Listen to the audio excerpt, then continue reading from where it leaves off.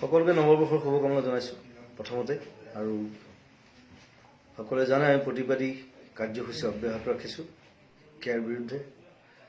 অহা 5 তাৰিখে 5 জানুৱাৰীত আমি আমাৰ ডক্টৰ ভূপেন হাজৰিকাৰ সমাধি ক্ষেত্ৰৰ পৰা এটা সমদল উলিয়াম আৰু সাংগীতিক সমদল য'ত আমাৰ চিঞৰ-বাখৰ নাথাকে কিন্তু মিউজিক থাকিব, ঢোল থাকিব।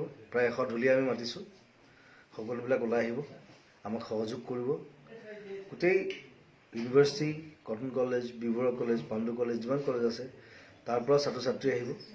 সকলো একলগ হওঁ আমি 10 বজাত আমি একলগ হ'ম সমাধি ক্ষেত্ৰত। তাৰ পৰা আমি সমদল যাত্ৰা আৰম্ভ কৰিম, দীঘলী পুখুৰীত শেষ কৰিম। মই থাকিম, গোটেই শিল্পী সমাজ থাকিব। আমাৰ আহ্বান, আহক একেলগে প্ৰতিবাদ কৰোঁ এটা ভিন্ন ৰূপেৰে। 5 তাৰিখে জানুৱাৰী 10 বজাত ভূপেন হাজৰিকা সমাধি ক্ষেত্ৰত। Love you. আৰু আমাৰ লগত গোটেই দল সংগঠন, গোটেই সদস্য, ছাত্ৰ সন্থা, AGOCP যিমান আছে সকলোৱে জইন কৰিম বুলি কৈছে। সকলোৱে আমাক সমবেত হ'ব আমাৰ লগত। সেইকাৰণে আপোনালোক সকলোকে অনুৰোধ জনাইছোঁ, সকলো আহক।